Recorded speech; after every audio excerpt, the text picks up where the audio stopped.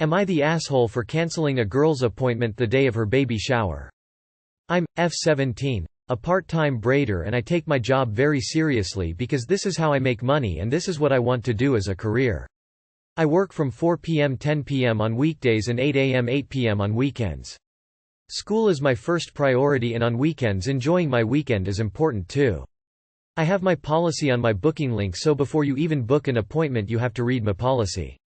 A couple policies I have are no show equals no further appointments, 30-minute grace period, after that your appointment will be cancelled, no extra people, etc. etc. Most of my clients respect my rules, and always come through. This girl, Tiffany, booked an appointment with me for June 4 at 3 p.m. She was getting a wig installed, no braid down, just application, so I had another client right after her for braids. If you wear braids or do braids, you know braids can take hours. Braids already take hours, plus she booked a takedown and shampoo, so that's extra time. It came time for Tiffany's appointment, so I was setting everything up for her and 3 p.m. came and she wasn't here. I have a 30-minute grace period, so I wasn't worried. After 15 minutes I texted her and asked was she still coming, and never received a text back. It was going on 3:45, so I just took it as a no-show and put all my stuff away and started getting the stuff ready for my next client. I texted Tiffany and told her her appointment was cancelled, but she could come pick up her wig. It was customized and everything for free. All she needed was someone else to install it for her. I never received a text back. My next client came around 4:30 and I started working on her head. Maybe around 5:30ish my mom called me and told me I had a client at the door. I work out of my house, and to come see what she was getting at because she was cutting up outside. I stopped in the middle of my client's hair to go see who it was, and it was Tiffany. She was trying to cuss me out, saying I ruined her baby shower and why was her appointment cancelled, so I explained to her my policy and that she wasn't just 30 minutes late or even an hour, she was 2 hours late and I couldn't do her hair anymore. I gave her wig and sent her on her way. She started talking about me on social media and everybody in the comments are dragging me, saying I'm unprofessional and not to book with me when I've been nothing but professional. If you can't respect me and my rules, you just won't get your hair done by me. It's plenty other hairstylist where we stay. My mom said I'm not wrong, but I'm getting a lot of messages and she's getting a lot of comments on her post talking about how unprofessional I am being when I did nothing but respect her and her time. I've even had a client cancel an appointment after seeing her post. I'm losing money and clients over this petty mess, and I know I'm not wrong. Am I the asshole? Update. I texted her privately and didn't receive a response back, so I took advice from some of the comments and mostly you, Zero Biterdicta, and commented under her post saying what they said in a comment and some other comments mixed together. She didn't say anything back, then the post was magically deleted. I would like an public apology from her, but I'll just take the post delete as she knew she was wrong and just chalk it up. I've never really had anything happen like this to me, so a lot of the comments were really appreciated, and I just want to thank all of you because I was honestly stuck on what to do. Being in this business at such a young age is hard, but I'm doing it and I will have the business I foresee. Thank y'all so much and bless you. The positive comments really mean a lot, and if I could do all of your hair for free I would lol. Have a good day, night. Heart. Not the asshole, she was 2 hours late. There is no professional who takes clients 2 hours late without issue. She didn't even reach out to tell you she was delayed. As a fellow hairstylist, absolutely fucking not the asshole. Your clients also need to respect your time and your business, and it's not your problem when she a. didn't communicate, and b. was 2 hours late. Fuck that noise. I'm so sorry it's negatively affecting your business. But you don't have to bend over backwards to accommodate people who wouldn't spit on you if you were on fire. Absolutely not. Absolutely not the asshole. You didn't cancel Tiffany's appointment. She no-showed for her scheduled time and then had the balls to show up 2.5 hours later expecting to get her hair done when you had long since texted her that she was too late. What were you supposed to do? Kick out the client who showed up on time for her appointment, whose hair you were already working on? I say post a screenshot of the policies from your booking link, the policies to which Tiffany implicitly agreed, to social media, and forget about it. You can't please someone who is too entitled to believe that rules apply to them. Not the asshole, but I'm curious about what she posted to get people to agree that you're unprofessional when she was 2 hours late? Not the asshole. Honestly, the people who are agreeing with this woman are clients you don't want to have anyway. They'll be trying to come in an hour late too. Not the asshole. Also, sue her. Her comments are defamatory and you are losing money about it. That's damages. Take her to court and pull 10 grand out of her. Am I the asshole for blowing up at my fiance for giving my FMIL our wedding coordinator's number? My fiance, Edgar, is my FMIL, future mother-in-law, only son. She is so attached to him and is excited for our wedding. We have had a relatively long engagement and we're finally getting married soon. I've been trying to keep her involved as much as possible, but she just kept getting further with her expectations. She'd email me lists of questions about 5 or 6 times a week. She'd ask me the same questions over and over, expecting a different answer. When she doesn't get a different answer, my future Phil will call me and start pushing the same thing. It's made me anxious and stressed out. Edgar says that she just wants to make sure the wedding is flawless, and felt like some of the choices I made during wedding planning are poor. She went to our former wedding coordinator and bombarded her with tens of questions and even called her many times trying to change things we've already picked, saying all choices made were based on zero experience and wrong. She even pretended to be me at some point. This caused a huge fight between us and I ended up starting all over with a new wedding coordinator and completely getting FMIL out of wedding planning process. FMIL lashed out at me for it and Edgar said that I was being too hard on his mom. Last week I found out that he went against my wishes and gave his mom our wedding coordinator contact info, and his mom ended up finding out about all our plans.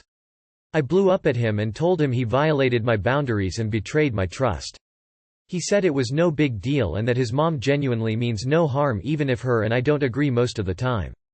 We had an argument and I went to stay with my dad for a few days. Edgar kept texting saying I was overreacting and that I was being too hard on him and his mom. Am I overreacting? Note: she isn't contributing anything to the wedding except her input and experience. My dad is the one paying for the wedding. He never tried to give an opinion or suggest anything regarding the wedding. He just told me to have the wedding as I had always envisioned it. Welcome to your new life. Expect her to help organizing every aspect of her son's life in the future. If you are lucky, you might get to have some small bit of input as a concession. But it looks as if you are marrying two people. Not the asshole. But you're officially on notice. He will prioritize his mother over you always. He's dismissive of your boundaries and your feelings. Good luck. Not the asshole. There are two problems here. First, Edgar prioritizes his mom's feelings above yours. Second, Edgar uses deceit and manipulation to accomplish a goal if you resist. These are severe, marriage-ending problems. My advice is, cancel the wedding and go to couples counseling to address these huge issues. At a minimum, if you go forward with the wedding, you should be 100% sure not to get pregnant. It is also concerning that wedding coordinator number 2 did not reach out as soon as FMIL made contact with her. It will be alarming contract ending if she made changes based on FMIL's instructions, and not yours. You have a serious situation here. Don't discount it as wedding craziness if you want to avoid a decade of similar experiences. Info. Are you aware that it will get worse if you go through with the wedding? Not the asshole. I honestly would reconsider marrying this guy. What is going to buy a house or have kids?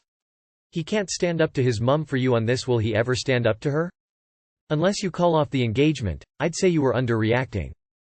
Am I the asshole for paying for my son's wedding when I made my other son elope?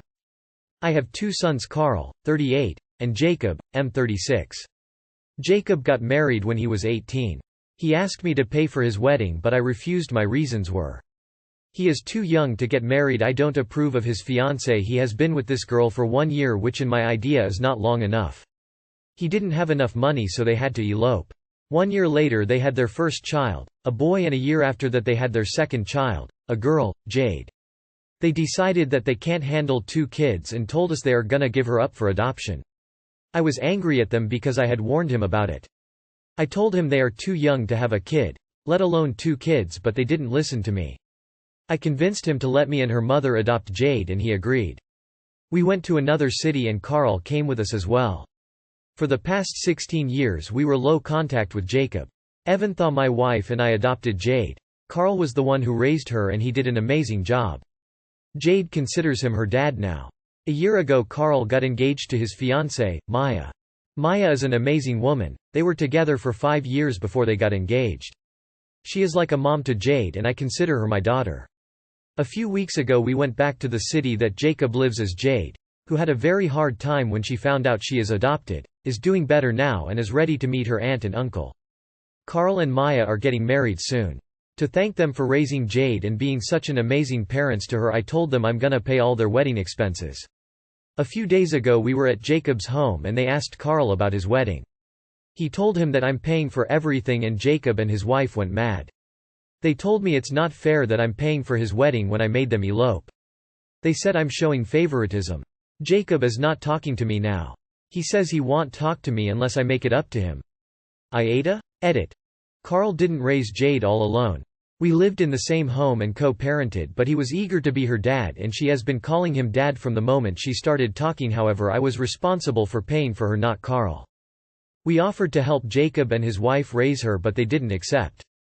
The reason I didn't mention my grandson much is because he had no part in this situation. It doesn't mean I don't love him. He is living with his parents and is an amazing and kind-hearted boy. Not the asshole. Jacob and his wife are entitled Oz who are more focused on what they can get than the fact that they abandoned their own child. Not the asshole. You were right that they were too young to get married and too young to have children. You've technically made it up to Jacob by raising his daughter. Not the asshole. You and Carl already made it up to him. You raised his kid. Edit. Sure. I matched the money into a college fund for Jade. You're welcome. Not the asshole. Your concerns as a parent were valid for not approving of the marriage. The outcome speaks for itself. Now that your other son is ready to be married under what normal people would consider favorable and sensible circumstances, I can see why you would be supportive of the marriage. Having said that, neither son is entitled to your support in the marriage costs. That is up to you to determine. In this case, I don't see any issues with your decision. You kinda are ta. Maybe not for the wedding dollar, but 1. Jacob is still married 16 years later, but you won't admit you were wrong about the relationship. 2. Jacob and his wife, I notice she doesn't get a name. Have a son, your grandchild, that you cut off because you don't like his mom. He also doesn't get a name in your account. 3. You adopted a child but let your other son raise her? What is wrong with you? It's like you adopted for spite, then let someone else do all the work. Soft esh. I get why Jacob is mad.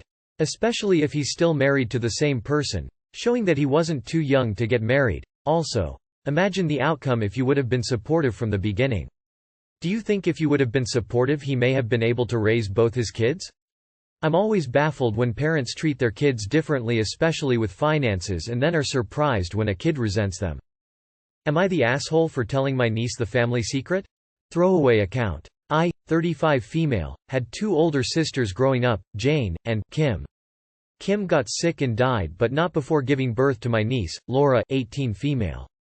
It had been a year after Kim's passing when Jane and Laura's dad, Tom, 42 male, confessed to dating and were now engaged.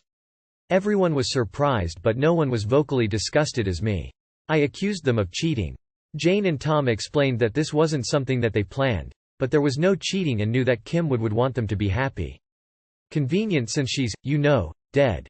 I did not attend the wedding and was upset at how everyone else was so accepting of the relationship, but the thing that hurt me the most was how Jane and Tom intended to completely erase Kim from Laura's life.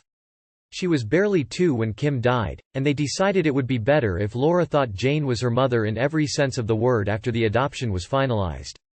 Tom got rid of any items that would suggest he and Kim were ever in a relationship and made his family swear to never tell Laura the truth.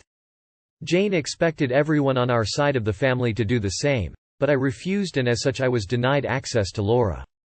It hurt, but when I thought about all those times Kim cried knowing that she wouldn't live long enough to see Laura grow up, there was just no way I could honor the lie. They even had Laura's name legally changed to something that Jane liked as Kim picked out Laura's first name. I distanced myself from my family over time over this, but my parents always tried to get us to reconcile, citing that they didn't like this arrangement either but accepting it was better than not being a part of Laura's life at all. I just couldn't do it. Growing up, Laura had known of me, but we never really interacted.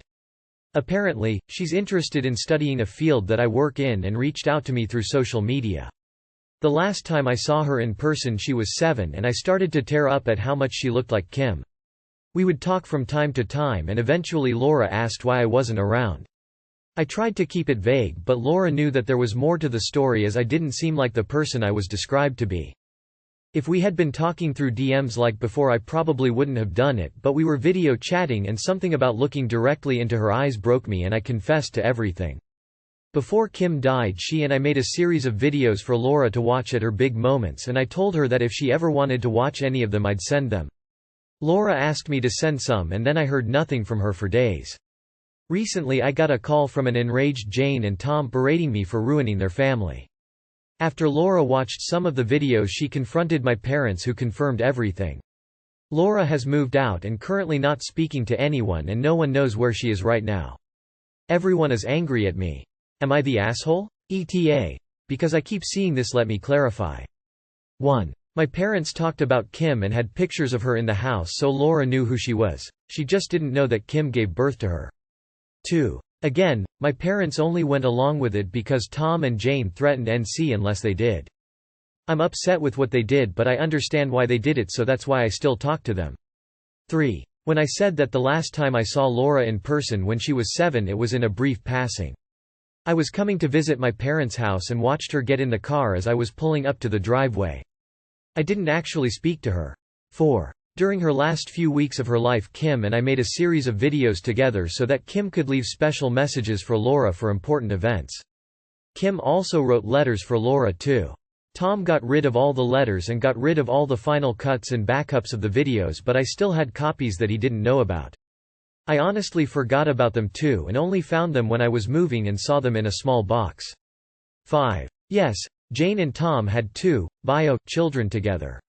6. Unless they changed their minds, Jane and Tom had every intention of never telling Laura and didn't think it was a big deal since the family medical history would still be the same. Not the asshole taking away every bit of her mother and pretending she never existed, taking away the name her mother gave her, those are asshole moves.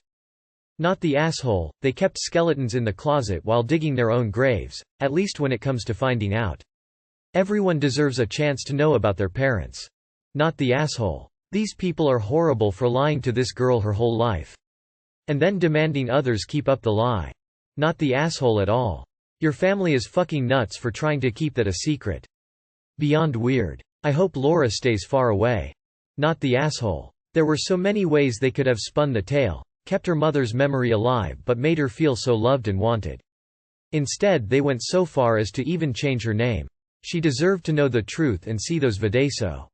Not the asshole, they dug their own grave. However, it isn't uncommon that someone starts dating their dead partner's sibling. But erasing someone is different.